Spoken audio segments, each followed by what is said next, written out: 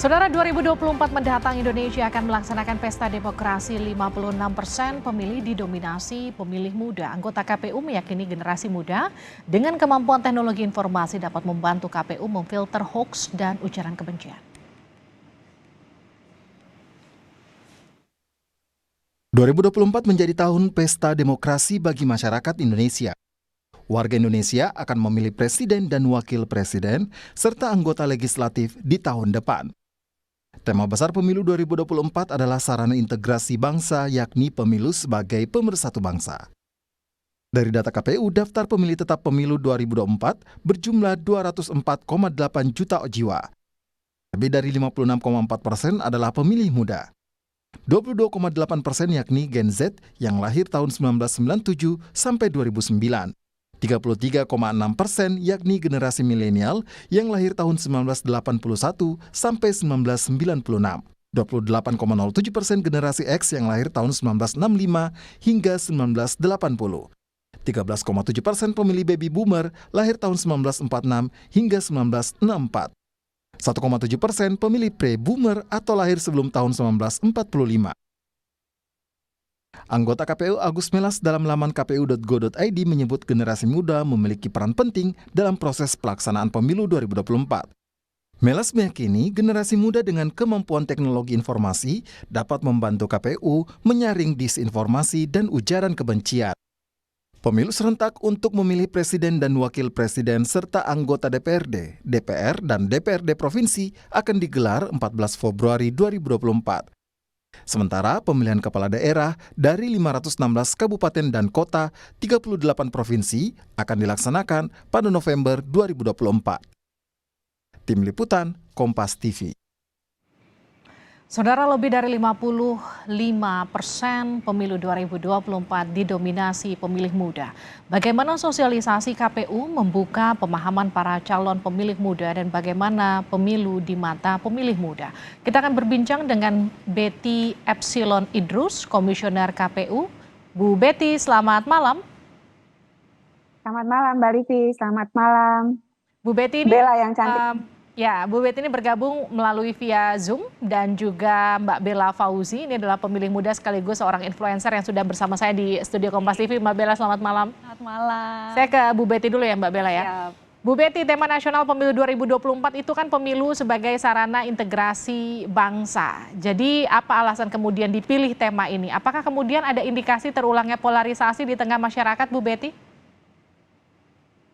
Sebenarnya semakin membaik ya sekarang untuk pemilu tahun 2024 Mbak Livi dan Bella. Jadi Bapak Ibu sekalian, pemilu tahun 2024 itu 180 harian lagi, dan ini adalah satu mekanisme kolosal untuk semua warga negara Indonesia yang punya hak pilih untuk bisa menentukan keberhasilan, keberlangsungan estafet kepemimpinan kita melalui pemilu tahun 2024. Oleh karenanya kita yakin bahwa pemilu adalah sebagai sarana di mana semua orang secara kolosal bisa berpartisipasi, datang ke balik bilik suara selama Anda WNI dan punya hak pilih, dan itu akan menjadi perekat kita karena kita tahu kita cinta Indonesia dan kita akan memilih segelintir orang yang akan memimpin kita semua melalui pemilu tahun 2024, Mbak. Bu Betty, kalau kita bicara dari pemilu sebelumnya terjadi polarisasi di tengah masyarakat, upaya KPU mengantisipasi itu terjadi di pemilu mendatang seperti apa, Bu? Sebenarnya ada beberapa faktor menurut saya, dan faktor utamanya ada dua. Selain sosialisasi yang dilakukan oleh Komisi Pemilihan Umum, juga adalah pembelajaran pendidikan politik melalui kampanye yang dilakukan oleh peserta pemilu tentunya. Jadi keberhasilan tingkat partisipasi tidak hanya bergantung pada kerja-kerja penyelenggara pemilu, KPU, Bawaslu, DKPP untuk mensosialisasikan betapa pentingnya Anda menggunakan hak pilih, karena penggunaan hak pilih di Indonesia kan adalah hak ya Mbak. Oleh karenanya juga harus dibarengi dengan keberhasilan kampanye yang dilakukan oleh semua peserta pemilu untuk pemilu tahun 2024. Mereka harus bisa meyakinkan pemilih, termasuk anak muda, bahwa pilihlah saya, karena sayalah yang akan memimpin Anda semua, karena visi misi saya, karena track record saya, karena citra diri saya, sehingga saya pantas untuk menjadi pemimpin kita di masa yang akan datang. Sehingga kita tertarik, kita merasa perlu datang ke balik bilik suara, dan akan berpartisipasi dalam pemilu tahun 2024. Oke, Bu Betty, 56,4% itu didominasi pemilih muda, artinya itu lebih dari 50%.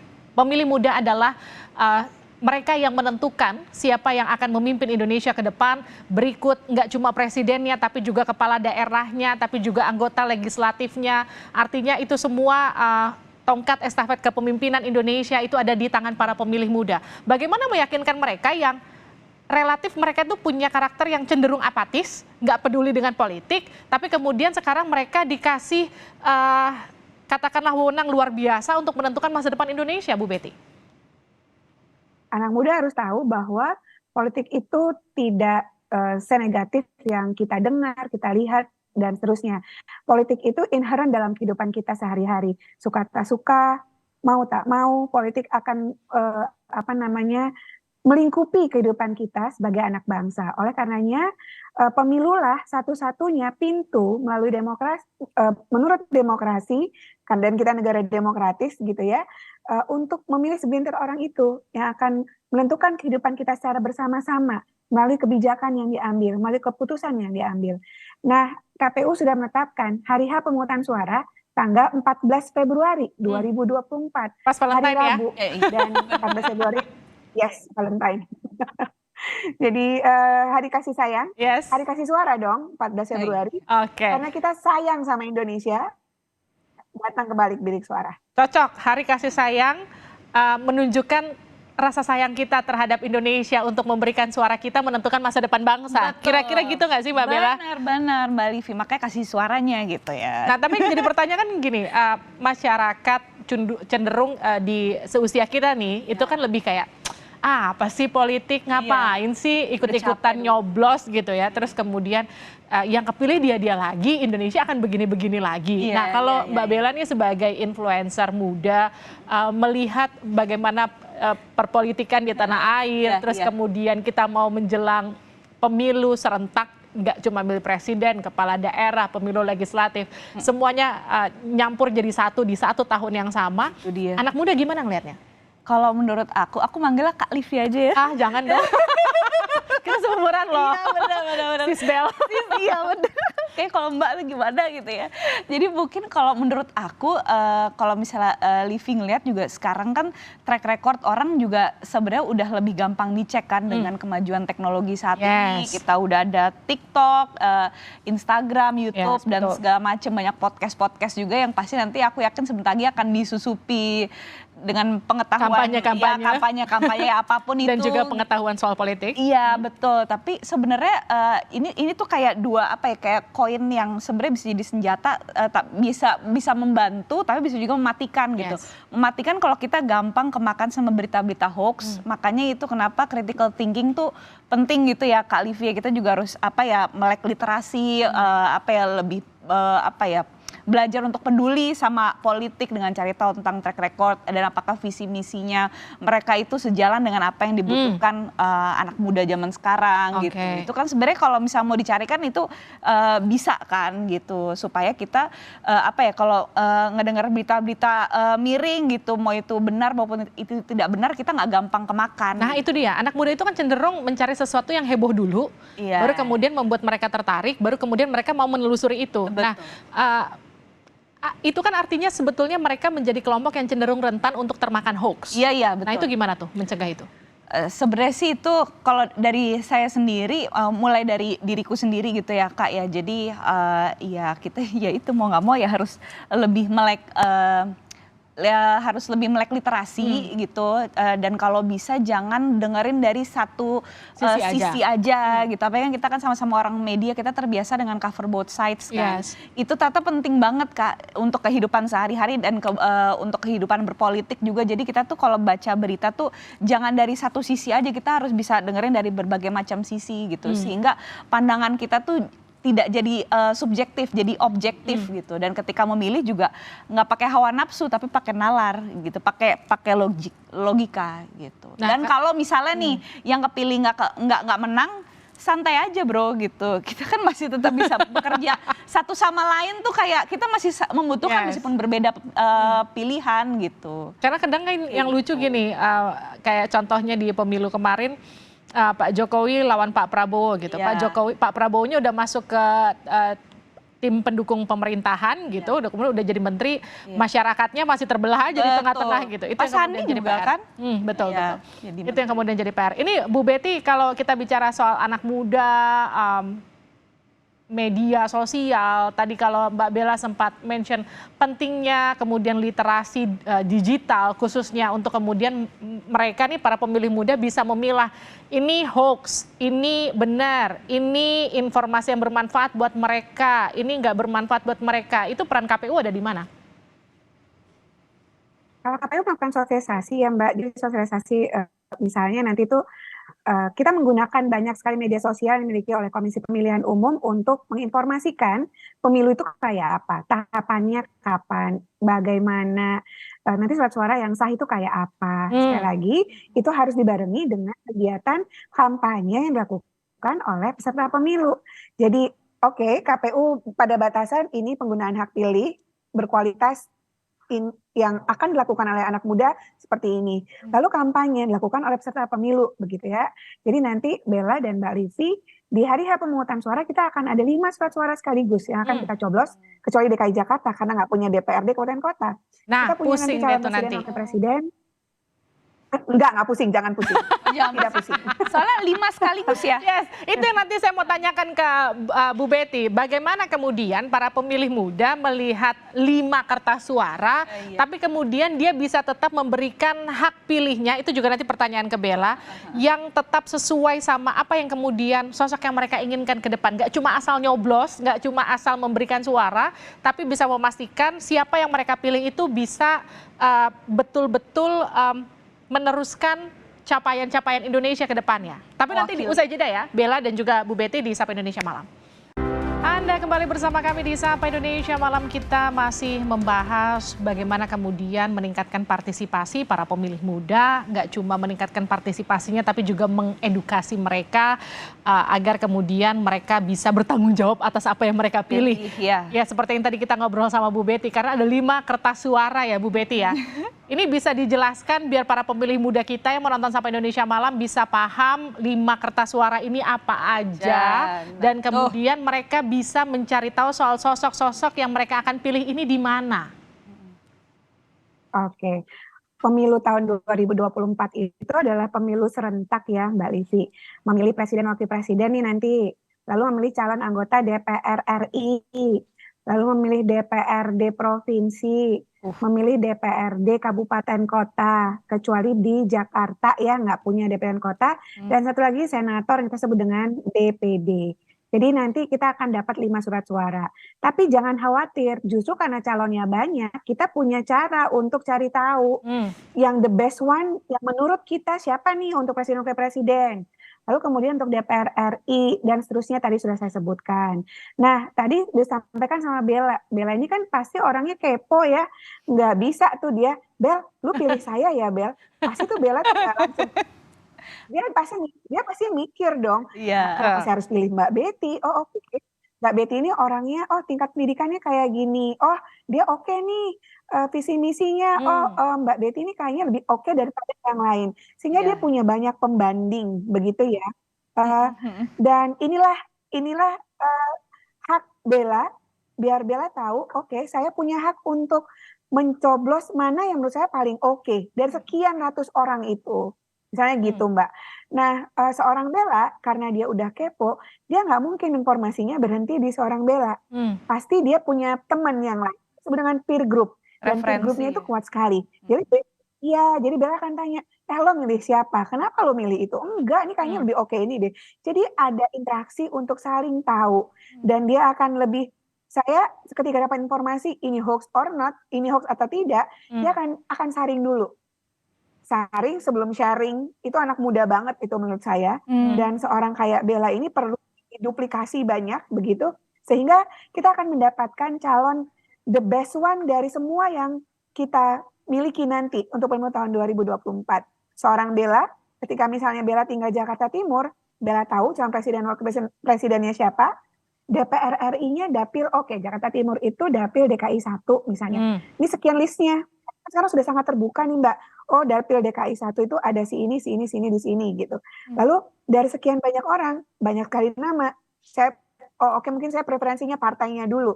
Dari sekian partainya, oke saya preferensinya calonnya si ini deh misalnya. Tapi dia meyakinkan dirinya bahwa oke ini yang paling keren dari semuanya. Dan menurut saya peran anak muda justru di situ 52% penentu. Justru Anda lah yang akan menentukan siapa yang akan menjadi pemimpin kita 5 tahun di masa yang akan datang atau mungkin lebih Mbak. Begitu. Jadi jangan pesimis, Indonesia ini punya kita cinta sama Indonesia, justru gunakan hak pilih sebagai bentuk cinta kita. Karena suara kita yang akan dihitung untuk orang yang, Mbak sekali lagi ini sedikit orang yang akan memimpin kita semua untuk pemilu tahun 2024. Jadi gunakan hak pilih. Gunakan hak pilihnya untuk anak muda karena 56,4% itu menentukan akan masa depan Indonesia akan seperti apa di tangan mereka begitu ya. Betul. Mbak Bella, kalau misalnya gini, ada orang yang datang, aduh ngapain sih ikut pemilu gitu, ngapain sih buang-buang waktu ngantri di TPS, nyoblos ke TPS, terus kemudian belum pusing ngelihat 5 surat suara yang dijabarkan sama Bu Betty. Mending kenal ya, ada yang nggak kenal kan? Mending kenal.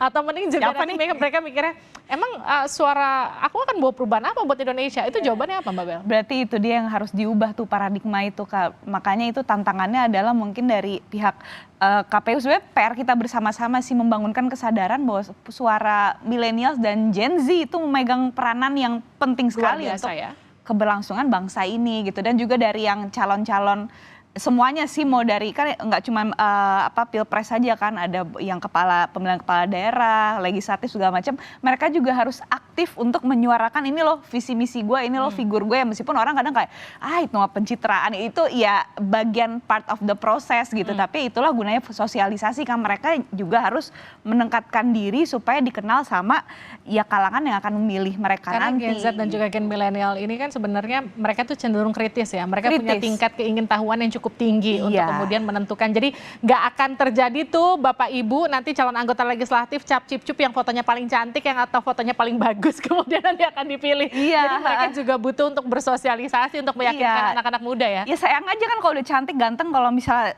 program-programnya kita nggak tahu gitu. Sebenarnya sih zaman sekarang tuh udah sangat dimudahkan sekali ya dengan adanya teknologi. Mereka bisa bikin podcast sendiri atau datang ke podcast orang gitu kan. Itu kan budgetnya pasti udah ada dong gitu. Dan juga mereka ada TikTok, ada Instagram, itu bisa digunakan untuk pelan-pelan membuat target yang ya dalam tanda kutip calon pemilih mereka tuh jadi lebih kenal sama figurnya gitu. Oke, saya ke Bu Betty lagi. Bu Betty, kalau KPU itu kan sebetulnya juga mengajak para anak muda untuk ikut serta jadi PPK, panitia pemilih kecamatan, PPS, KPPS, dan juga bahkan kemudian mereka yang ikut serta mengawasi gitu. Ini pendaftarannya akan seperti apa Bu Betty?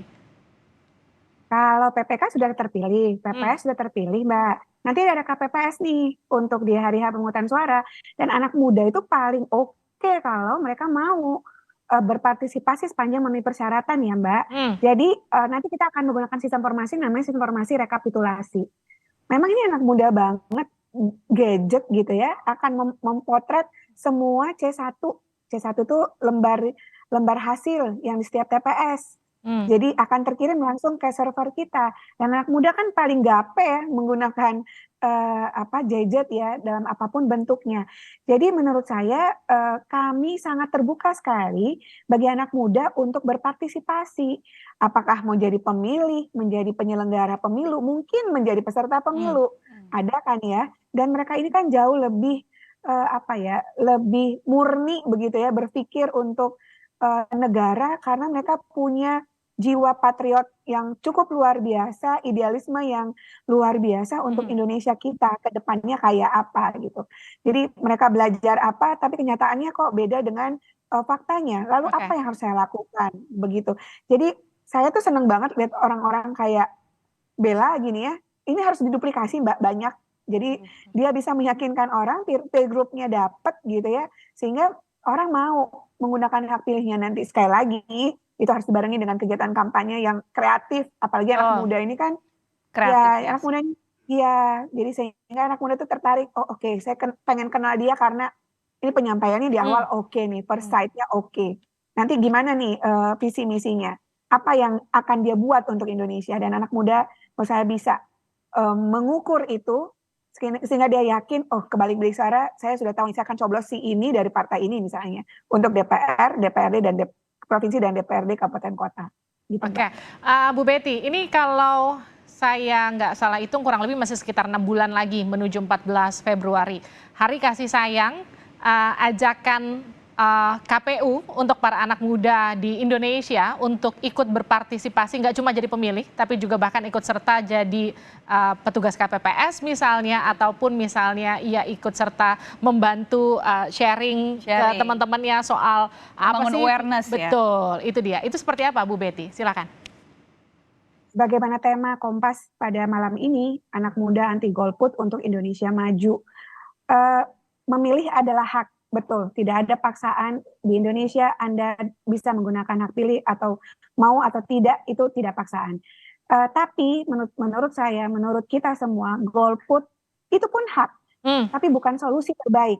Bukan solusi terbaik kalau Anda cinta Indonesia, gunakan hak pilih. Karena justru di tangan kita lah orang-orang yang bertanggung jawab untuk mencoblos pilihan-pilihan. Sedikit orang, segelintir orang yang akan memimpin kita, Indonesia, Republik Indonesia, Negara Kesatuan Republik Indonesia ke depan. Oleh karenanya, gunakan hak pilih. Sekali lagi, pemilu tahun 2024 masih panjang, 6 bulan lagi. Anda masih punya waktu untuk mengenali siapa yang akan kita pilih. Jangan putus asa. Menurut saya anak muda itu nggak boleh putus asa. Dia harus dengan tetap semangat menunjukkan jati diri bahwa saya anak muda bertanggung jawab. Hari kasih sayang, hari kita menggunakan hak pilih kita di balik suara. Oke, terakhir Bella silakan mengajak para anak muda untuk ikut serta anti golput di pemilu 2024. Oke, teman-teman, kalau misalnya dari Bella, aku cuma mau bilang suara kita tuh penting banget. Datanya juga bisa dilihat bahwa generasi milenials dan Gen Z tuh memegang peranan persenan yang cukup besar gitu ya untuk keberlangsungan bangsa kita ke depan ini. Jadi benar sekali kata Bu Betty, jadi jangan putus asa, jangan patah semangat. Jadi 6 bulan ini kalian bisa gunakan untuk meriset gitu ya calon-calon yang kalian rasa bisa mewakili aspirasi dan juga kebutuhan kalian sebagai rakyat gitu ya. Wah, aku mau pilih dia nih karena kalau dari catatan visi misinya nih kayaknya paling mendekati ini gue banget nih gitu. Itu sebenarnya kalau dan aku yakin juga dari sisi para calon ini juga harus kreatif melakukan pendekatan kepada kita. Jadi sama-sama lah kita juga berusaha mencari tahu dan para calonnya juga harus kreatif gitu untuk gimana nih caranya supaya kita mau milih dia gitu. Jadi ya pokoknya intinya jangan patah semangat karena suara kita sepenting itu guys. Suara kita akan menentukan Indonesia ke depan. Terima kasih Mbak Bella, terima kasih juga Bu Betty sudah bergabung bersama kami di Sapa Indonesia Malam. Bella.